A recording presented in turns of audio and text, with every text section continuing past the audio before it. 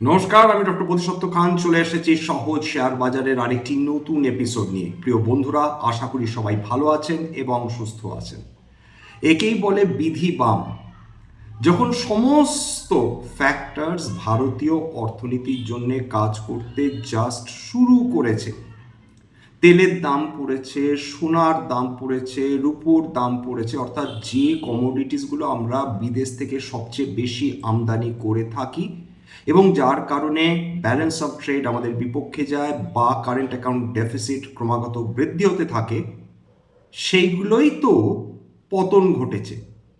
অর্থাৎ ভারতের অর্থনীতির জন্য নিঃসন্দেহে এই ফ্যাক্টরসগুলো পজিটিভ। তবে প্রশ্ন হচ্ছে, আজকের ভারতীয় শেয়ার বাজার হঠাৎ করে এই পতন কেন দেখল? কি এমন ঘটলো যার ফলে ভারতীয় শেয়ার বাজারে বিনিয়োগকারীরা তুমুল বিক্রি বাটা শুরু করলেন? না, যেটি ভাবছেন সেটি নয়। তেলের দাম আজকেরও কমেছে, ক্রুড অয়েল, ব্রেন্ট ক্রুড দুটোই কমেছে। এবং যদি দেখেন সেই ক্ষেত্রে যদি বিভিন্ন কমোডিটির যদি প্রাইসেসগুলো দেখেন, সেখানে ব্রেন্ট ক্রুড সেটা $78 নিচে চলে এসছে এবং ক্রুড অয়েল সেটাও $70 সামান্য ওপরে ঘোরাঘুরি করছে।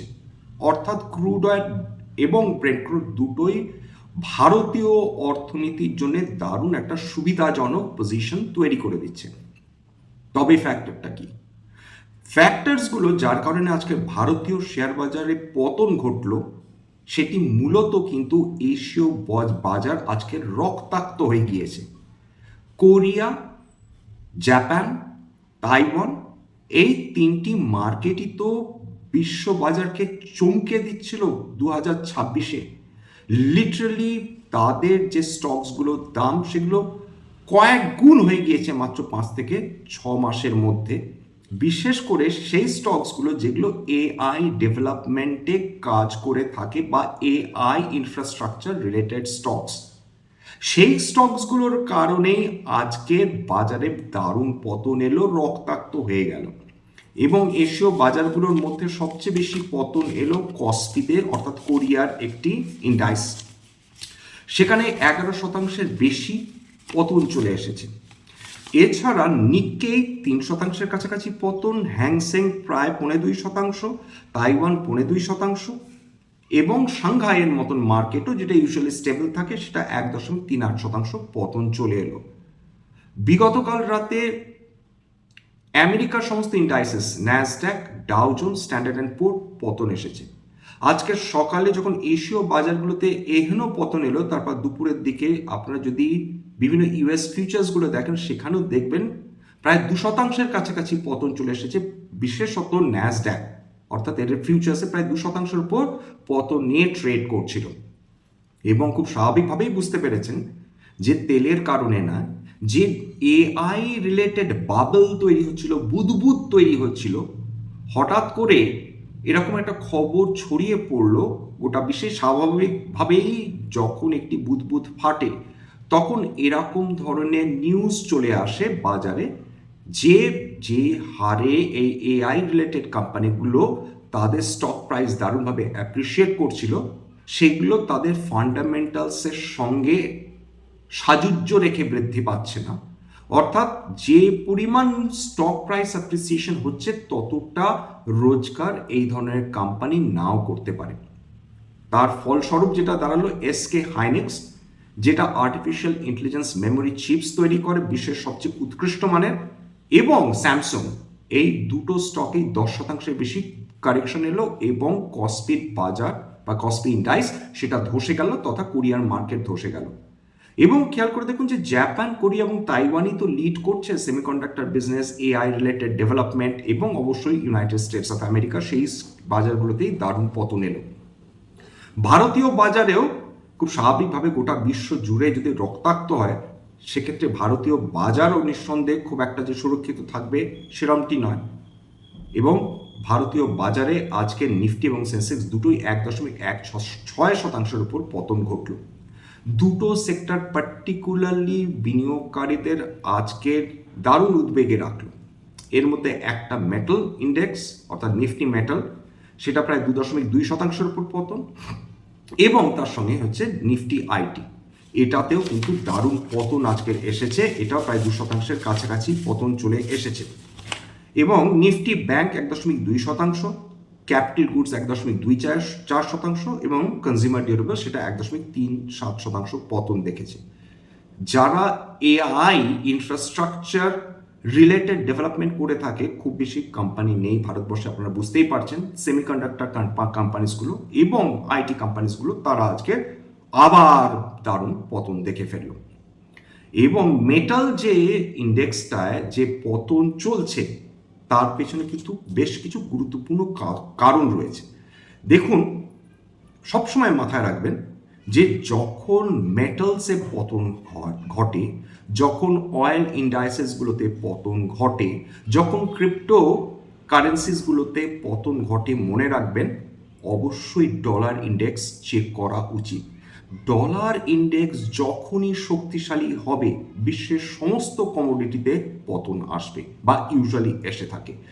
ডলার ইন্ডেক্স যখনই শক্তিশালী হবে তখন কিন্তু খেয়াল করে দেখবেন যে অধিকাংশ কমোডিটি এবং ওয়েলথ মার্কেট সেটার বেশ নড়বড়ে হয়ে যায়।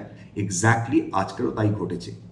এরকম নয় যে ক্রিপ্টোকারেন্সি মার্কেট আজকেরই পতন দেখেছে। ক্রিপ্টোকারেন্সি মার্কেট বিগত প্রায় 2 বছর ধরেই দারুণ দুর্বলতা, ঠিক 2 বছর বলা উচিত না, 1 বছর বলা উচিত, বিশেষত বিগত অক্টোবর থেকে সেই যে পতন দেখা শুরু করলো ক্রিপ্টোকারেন্সি মার্কেট, সেটা আজও অব্যাহত এবং প্রত্যেক দিনই তারা দুর্বলতা দেখিয়ে চলেছে। বিশেষ করে বিটকয়েন এবং ক্রিপ্টো এবং ইথেরিয়ামের মতন সবচেয়ে দুটো শক্তিশালী ক্রিপ্টোকারেন্সি, সেখানে কিন্তু আমরা দেখতে পাচ্ছি যে মানুষজন বিক্রি করে দিয়ে চলে যাচ্ছেন। যদিও ইলন মাস্ক এক্ষেত্রে এক্সেপশনাল। ইলন মাস্কের কোম্পানি তারা যেভাবে পারছে তারা বিটকয়েন তারা সংগ্রহ করে চলেছে। সুতরাং একদিকে ইলন মাস্ক, অন্যদিকে বিশ্বের সমস্ত বিনিয়োগকারীরা, এই খেলাটা চলছে আপাতত ক্রিপ্টোকারেন্সি মার্কেটে। এবার অয়েলের ক্ষেত্রে এবং গোল্ড, সিলভার এবং অন্যান্য যে মেটালস রয়েছে, একটা জিনিস সবসময় মাথায় রাখবে, এরা হচ্ছে ডলার ইন্ডেক্সড। সুতরাং ডলার যখনই শক্তিশালী হয় তখন মানুষজনের কাছে এই মেটালস, সেমি প্রেশাস মেটালস এবং অয়েল অনেক বেশি দাম দিয়ে তাদেরকে কিনতে হয়। সুতরাং ডলার ইন্ডেক্স যখনই শক্তিশালী হবে, ইউজুয়ালি আপনারা সোনাতে পতন দেখবেন, আপনার রূপোতে পতন দেখবেন, আপনার তেলের দামে পতন দেখবেন এবং খুব স্বাভাবিকভাবে ক্রিপ্টোকারেন্সি মার্কেটেও আপনারা পতন দেখবেন। 2 নম্বর কারণ যার ফলে ক্রিপ্টোকারেন্সি মার্কেটে আপনারা পতন দেখে চলেছেন বা মেটালস বা কমোডিটিসে আপনারা পতন দেখে চলেছেন, তার অন্যতম কারণ হচ্ছে ভীতি। অর্থাৎ ফেডারেল ব্যাংক তারা ইন্টারেস্ট রেট হাইক করতে পারে, অর্থাৎ আমেরিকার কেন্দ্রীয় ব্যাংক, এই আশঙ্কায় কিন্তু কমোডিটিস বা ক্রিপ্টো এই মার্কেটগুলোতে কিন্তু ক্রমাগত পতন চলছে। তার কারণ যেটা দাঁড়ায়, যখনই ফেডারেল ব্যাংক ইন্টারেস্ট রেট বৃদ্ধি করে তখন কিন্তু বন্ড মার্কেটেও আপনারা দেখবেন বন্ড প্রাইসেসগুলোতে দাম নেমে আসে এবং তার ফলে যদি এখন সামগ্রিকভাবে বলা যায়, share market, cryptocurrency market, oil as commodity, metals, semi precious metal সব কিছুতে পতন চলছে।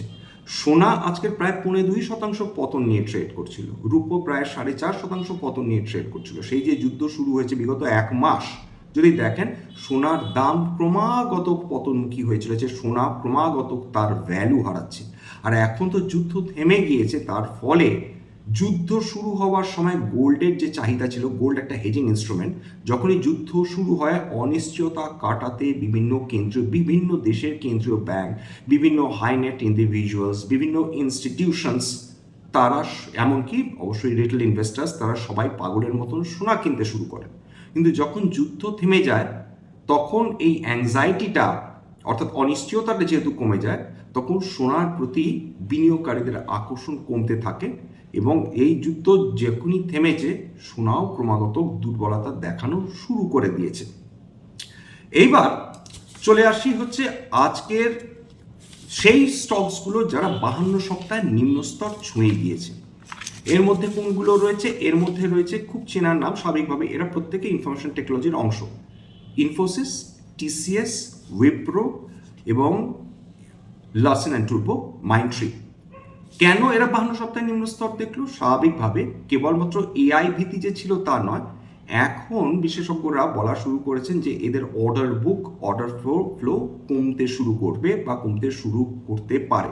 অ্যাক্সেঞ্চার বলে একটি কোম্পানি, সেইটা তারা রেজাল্ট দারুণ করেছে, রেজাল্ট নিয়ে কোনো সন্দেহ নেই, কিন্তু তারা যেহেতু গাইডেন্স, একটা উইক গাইডেন্স দিয়েছে, রেভিনিউ গাইডেন্স, তার তার ফলবশত তার সরাসরি প্রভাব পড়েছে আমাদের ভারতীয় আইটি কোম্পানিগুলোর ওপর। এবং কবে যে এই পতন থামবে সেটা বলাটা এই মুহূর্তে খুব ডিফিকাল্ট। অলরেডি প্রায় 30% কাছে নিফটি আইটিতে পতন হয়ে গেছে কেবলমাত্র 2026-এ।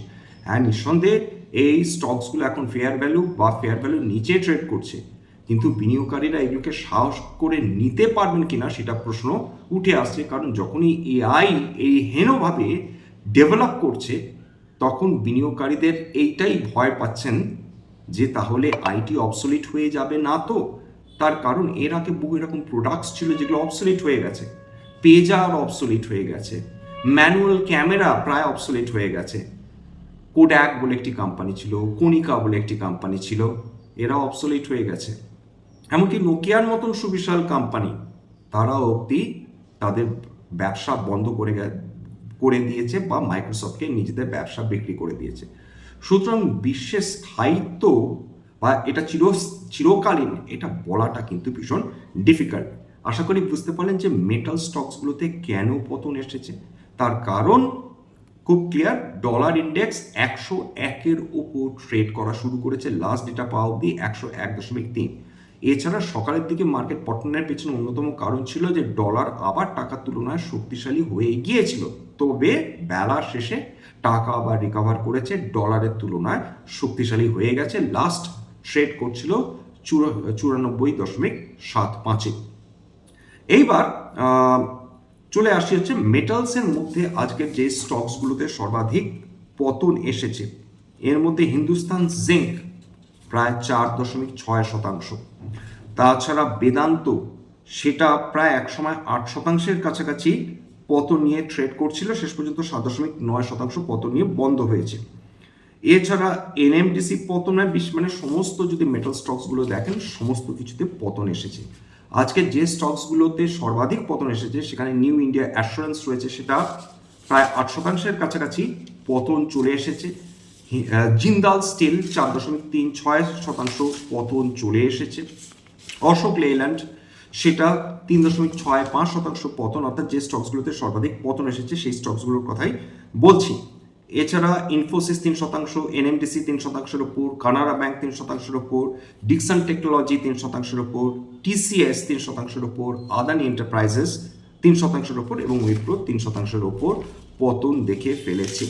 দেখুন, এই এটা আকস্মিক পতন নাকি এই পতন কন্টিনিউ করবে, এটা কিন্তু এই মুহূর্তে বলা ভীষণ ডিফিকাল্ট। কারণ আমরা কেউ জানি না যে কালকেরও এশীয় বাজারে ফার্দার পতন হবে কি হবে না, ফার্দার এআই বাবল হতে পারে, এই আশঙ্কায় বিনিয়োগকারীরা ভয় পেয়ে আবার শেয়ার বিক্রি করে দেবেন কি দেবেন না। কিন্তু এটা ভারতীয় শেয়ার বাজারের উপর যে প্রভাব একটি ফেললো, এ ব্যাপারে অস্বীকার করে লাভ নেই।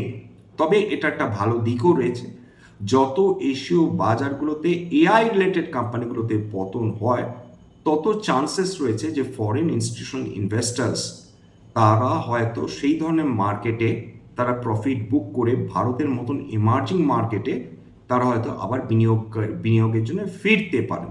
যদিও এই মুহূর্তে অন্তত কালকের রাত অব্দি যেটা লাস্ট ডেটা পাওয়া গিয়েছে এফআইআই ডিআই ডেটা, সেখানেও কিন্তু এফআইআইসরা লাস্ট 600 কোটি টাকার উপর শেয়ার বিক্রি করে দিয়ে চলে গেছে।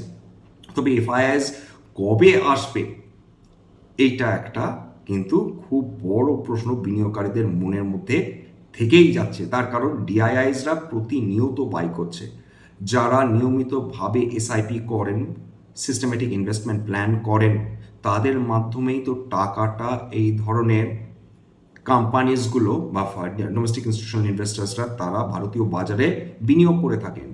যেহেতু এসআইপিগুলো নিয়মিত হারে তারা টাকার যোগান দিয়ে চলেছে, ফলে ডিআইআইসদের পক্ষে কেনা সম্ভব হচ্ছে এই ধরনের বাজারে। ঠিক সেই কারণে কিন্তু যুদ্ধ চলাকালীন হলেও, মানে যখন যুদ্ধ চলছিল তখনও কিন্তু ভারতীয় শেয়ার বাজার খুব একটা নেগেটিভলি রিয়্যাক্ট করেনি। যাই হোক, এখানে শেষ করব।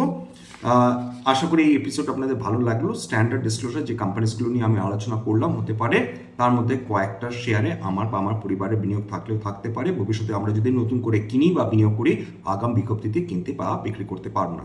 স্ট্যান্ডার্ড ডিসক্লেমার, এটা কেবলমাত্র একটা এডুকেশন চ্যানেল। বাঙালি বিনিয়োগকারীদের ইনভেস্টর অ্যাওয়ারনেস বৃদ্ধির জন্য এখানে কোনো ধরনের কোনো শেয়ারের buy sell recommendation, suggestion, advice এমনকি ইনফ্লুয়েন্স করার প্রচেষ্টা নেই।